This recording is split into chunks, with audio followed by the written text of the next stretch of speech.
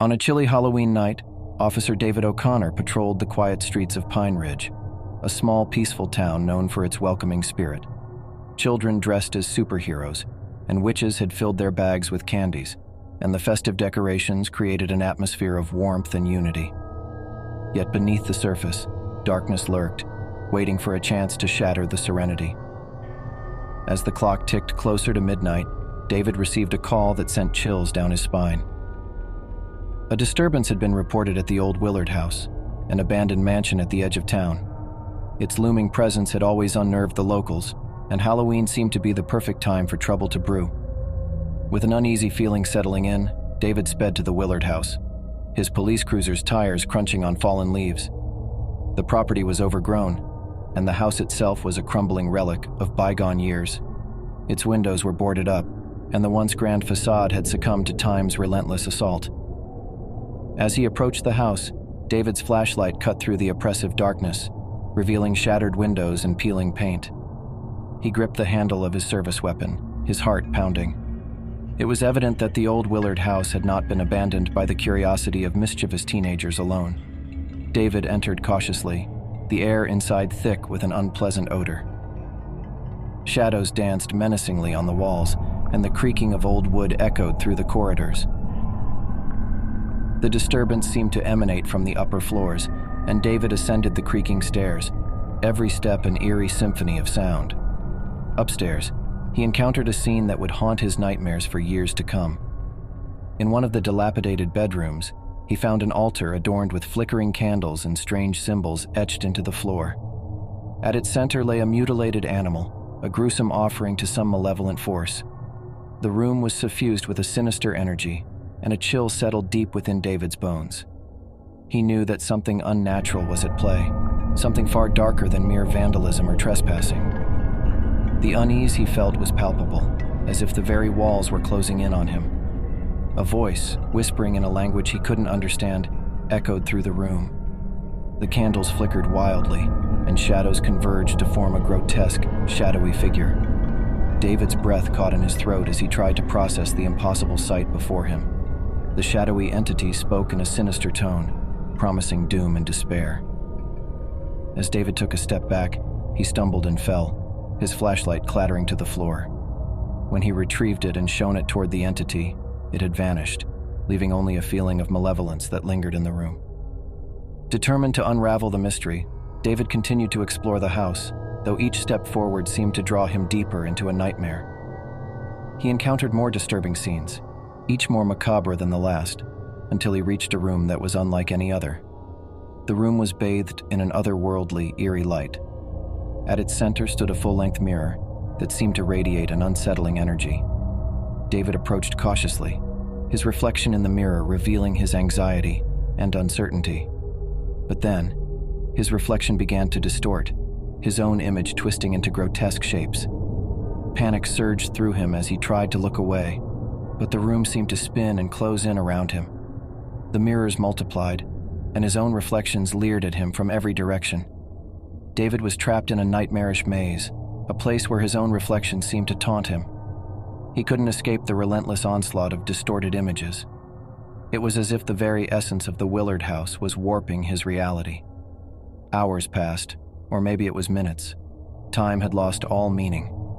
With a final surge of willpower, David tore himself away from the mirror and staggered out of the room. The house, now suffused with a malevolent energy, seemed to conspire against his escape. But as he burst through the front door, gasping for breath and trembling, he knew he had survived the night. The Willard house had yielded its secrets, and David had come face to face with a supernatural force that defied explanation. He reported the incident, but the authorities found nothing amiss at the old mansion. They chalked it up to Halloween pranks and teenage trespassers, dismissing his account as a product of the holiday's eerie atmosphere. David left Pine Ridge not long after that night, forever haunted by the horrors he had witnessed. The Willard house was boarded up, its secrets locked away from the world, but the malevolent presence lingered, waiting for another victim to cross its threshold. The legend of the Willard house would live on, a dark and foreboding presence in the town of Pine Ridge, a tale that sent shivers down the spines of those who dared to approach it. David's encounter had forever changed him. In a moonless Halloween night, Officer Emily Davis patrolled the streets of Blackwood, a quaint town steeped in traditions and tales of the supernatural. With a chill in the air and jack-o'-lanterns casting eerie glows, the town's residents embraced the holiday's enchantment. Little did they know that a genuine nightmare was about to unfold. As Emily made her way through the town's quiet streets, she received a call that sent shivers down her spine. A distress signal had been reported at the Sterling Mansion, an abandoned Gothic structure shrouded in legend. The mansion had been empty for decades, and Halloween was rumored to be the night when the spirits within awoke. With apprehension settling in, Emily rushed to the mansion. The moonlight barely pierced the overgrown trees that surrounded the house, casting the area in a ghostly pallor. She exited her cruiser, gripping the handle of her service weapon, and made her way up the cracked and crumbling steps. Inside, the mansion was a maze of dust-covered antiques and decrepit furniture. The silence was oppressive, and the shadows seemed to stretch and dance in a malevolent choreography. It was as if the mansion itself had been waiting for this night. The disturbance seemed to emanate from the grand ballroom, where the air was heavy with the scent of old books and decay. The door was ajar, and Emily's flashlight pierced the darkness, revealing rows of empty chairs and forgotten sheet music. Then, a whisper, a voice that seemed to come from nowhere and everywhere at once. It beckoned her deeper into the ballroom, and as she ventured forward, the room seemed to transform before her eyes. The grand chandeliers flickered to life, casting a dim light upon a spectral dance. Elegant couples dressed in clothing from a bygone era twirled across the floor. The ghostly orchestra played a haunting melody, filling the room with ethereal music. Stunned, Emily watched as the ghostly figures danced on, their faces locked in eternal expressions of joy and sorrow. It was as if she had stepped back in time, a silent observer of a forgotten era. But her reverie was shattered when a spectral figure broke away from the dance and approached her. The figure was a young woman, her eyes filled with sadness and longing. She reached out a translucent hand, her voice a sorrowful refrain. "Help us," she whispered. With a sense of urgency, Emily stepped back, her heart pounding. The mansion's facade had been torn away, revealing the dark secret that lay hidden beneath the grandeur. The ghosts of the past were trapped in a never-ending dance, prisoners of a curse that had bound them for all eternity. The room grew colder, and the figures closed in on her, their expressions contorted in anguish. The spectral orchestra played a dissonant tune, and the chandeliers flickered erratically. It was clear that Emily had intruded upon a supernatural ritual, one that defied explanation. Desperation welled up within her as she attempted to flee the ballroom, but the door slammed shut with an otherworldly force trapping her inside.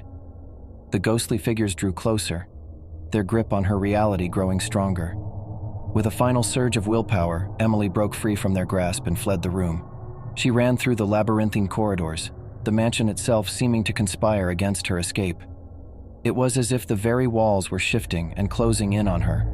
The restless spirits pursued her with a relentless determination, their mournful cries echoing through the mansion. Emily reached the front door, her breath ragged, and stumbled out into the moonlit night. The Sterling Mansion stood behind her, its windows dark and foreboding. She knew that the town's residents were oblivious to the supernatural horrors that lurked within, and she could only hope that her account would serve as a warning. The legend of the Sterling Mansion would persist, a tale of restless spirits and a cursed dance that echoed through the ages. Emily's encounter would forever haunt her, a Halloween police story that defied explanation, and a warning to those who dared to approach the mansion's darkened doorstep.